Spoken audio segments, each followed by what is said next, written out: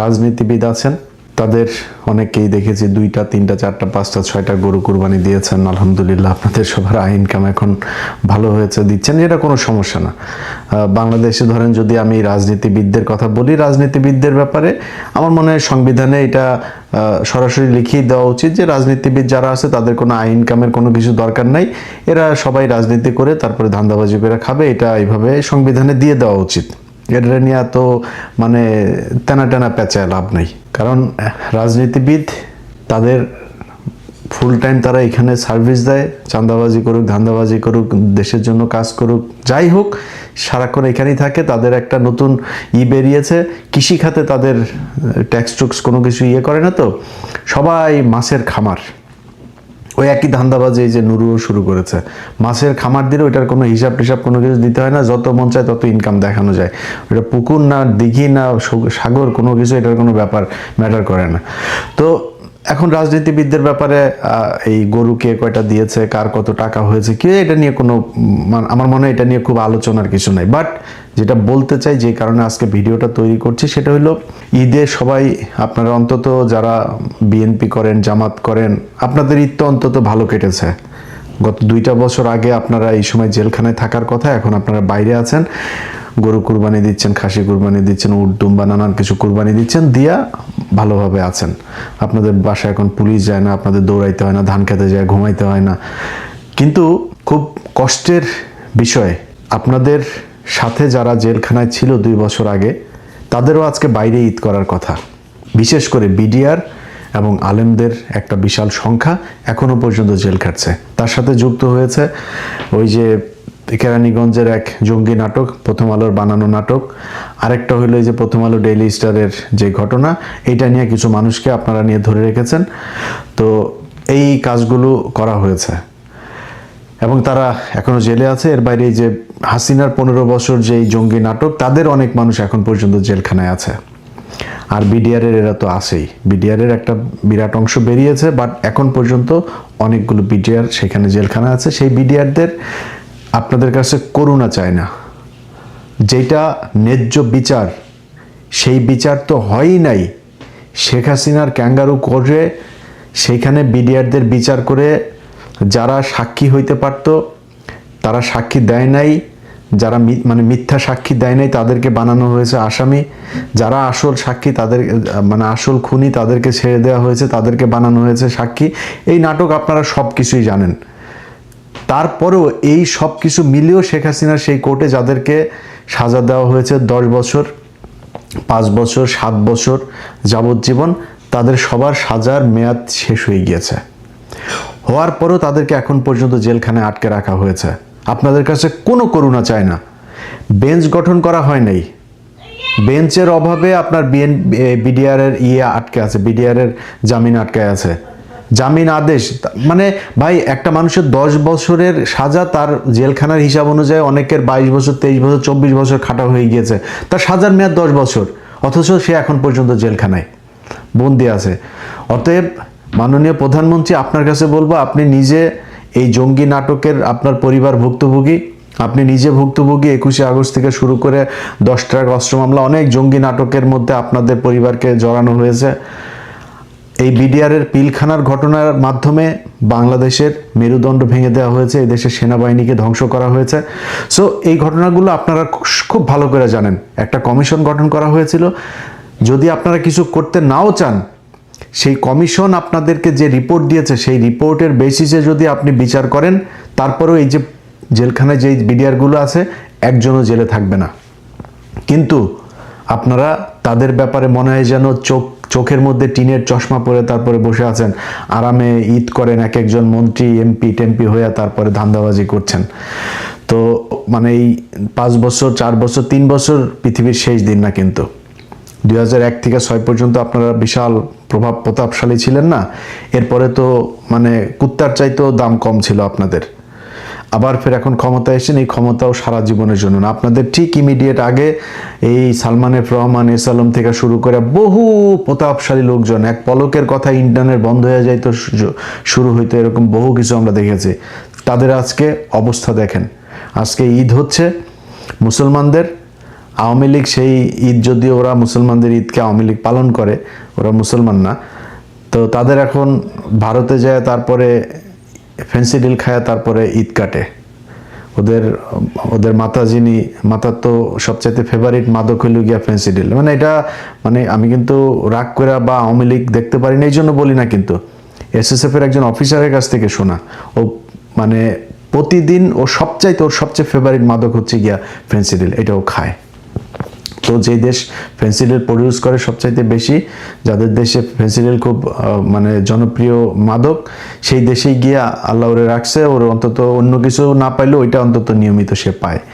তো এই ফেন্সিডিল খোরের সাথে আরও এখানে কিছু ফেন্সিডিল খোর সারা দুনিয়ায় ছড়ায় ছিটায় আছে। তো এই ফেন্সিডিল খোরদের যারা কিনা এই যে গেল 15টা বছর যারা আপনাদেরকে নানানভাবে হয়রানি করেছে, যারা কষ্ট দিয়েছে, সেই মানুষগুলোর ব্যাপারে আওয়ামী লীগ যা করে গিয়েছে আপনারা যদি তাই করেন তাইলে আর বলার কিছু নাই। এই আওয়ামী লীগ আজকে যে শাস্তিটা পাচ্ছে, এই শাস্তি তাদের গেল 15 বছরের উপার্জিত এটা কর্মফল। আপনারা আজকে এই 15 বছর যে কষ্ট করেছেন, আল্লাহ আপনাদেরকে সেই 2001 থেকে 5 সেই শাস্তি আপনাদেরকে 15 বছর দিয়েছে। আল্লাহ আবার আরেকবার সুযোগ দিয়েছে। এই সুযোগ মনে করেন না যে সারা জীবনের জন্য আপনি এখানে থাকতে আসেন বা এই ক্ষমতা সারা জীবন থাকবে, এটাও মনে করার কোনো কারণ নেই। আপনার চোখের সামনে, মানে এটা গাল গল্প বা আধ্যাত্মিক কথাবার্তার বিষয় না, হাইপোথেটিক্যাল কোনো কিছু নেই, প্র্যাকটিক্যাল ওয়েতেই দেখেন আপনার চোখের সামনে এরকম অনেক কিছু ঘটেছে, সামনেও ঘটবে, এটা আপনি নিজেও জানেন, আমি জানি, সবাই জানে।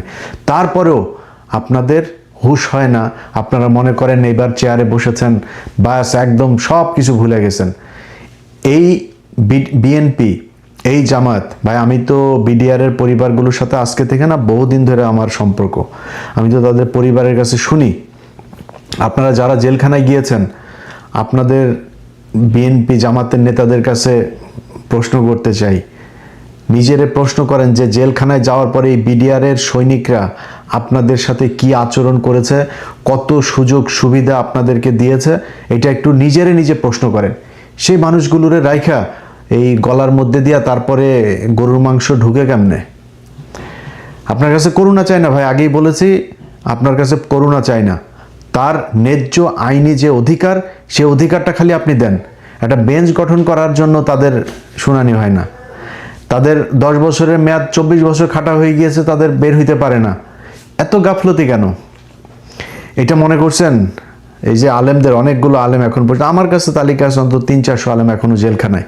তাদেরকে যে আপনি যে এই হাসিনার করা কিসের সন্ত্রাস বিরোধী আইন টাইন এগুলো দিয়া তাদেরকে মিথ্যা মামলায় সাজা খাটাচ্ছেন, তো এটা যদি সত্যি হয় তাহলে তো হাসিনা তো বলে গিয়েছে, মুফতি হান্নান বক্তব্য দিয়েছে সেই পিন্টু সাহেবের সাথে তারেক রহমানের, বাবরের, খালেদা জিয়ার, তাদের পাকিস্তান থেকে, টার্কি থেকে, তারপরে কুয়েত থেকে, সৌদি আরব থেকে আপনার জঙ্গিদের জন্য নাকি টাকা পয়সা এসছে, তো এটা তো তারা তখন বলেছে। তাহলে ওটা তাহলে সত্যি?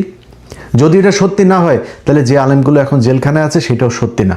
হাসিনার বানানো এই জঙ্গি নাটকে মানুষগুলো জেলখানায় আছে, সেই মানুষগুলোরে যদি নাকি ন্যূনতম কৃতজ্ঞতা বোধ থাকে, ভাই আপনি আরেকটা কমিশন তৈরি করেন। বিডিআর এর ইউনুসের সময়ের যে কমিশন, সেই কমিশনের রিপোর্ট যদি আপনার পছন্দ না হয়, আপনি আরেকটা কমিশন গঠন করেন, বাট খুব মানে আর্জেন্টলি আপনাকে সেটা করতে হবে। এদেরকে একটা দিন, ইউনুসের সময় থেকে এই পর্যন্ত 4টা ঈদ তারা পার করলো, টোটাল হাসিনা যাওয়ার পরে 5 ঈদ তাদের পার হইলো জেলখানায়। কেন তারা 5টা ঈদ জেলখানায় পার করবে? কিসের জন্য?